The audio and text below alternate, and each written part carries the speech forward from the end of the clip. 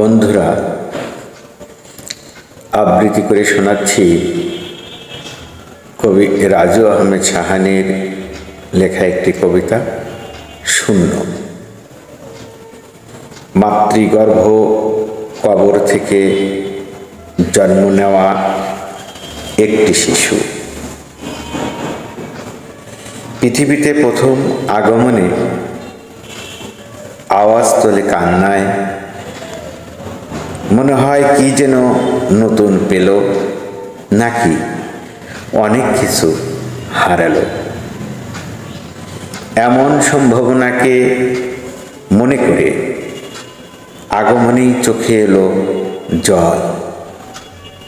এরপর শুরু হয় জীবন যুদ্ধ। মুখে মাতৃভাষা ফোটার আগে পেটে ক্ষুধা পেলে কান্না দিয়ে, স্বপ্ন দেখলে ফুলশয্যায় শুয়ে ফোকলা মুখে হাসি হেসে বুঝিয়ে দেন সব মানুষকে। একটু আদর সোহাগ পেয়ে প্রথম হামাগুড়ি শিখল যখন, পৃথিবীকে প্রাথমিক যুদ্ধে পাশ করল সেই শিশুটি।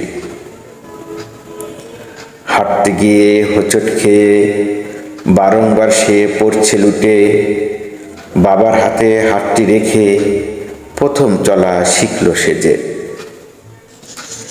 ভাব প্রকাশ শিখতে গিয়ে মায়ের মুখে মুখটি রেখে মা ডাকটি ডাকলো যখন, প্রথম মাতৃভাষা শিখল সে।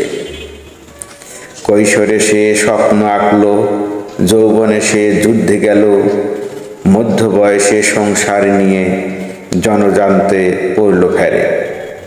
জীবন যখন ফুরিয়ে এলো, বার্ধক্যের ছাপ লাগলো গায়ে। হিসাব নিকাশ করতে গিয়ে জীবন যুদ্ধের যোগফলটা শূন্য এসে দাঁড়ায়।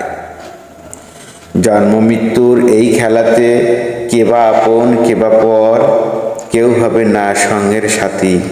যাত্রাপথে ভালো মন্দের নিজের হিসাব নিজেই পাবি।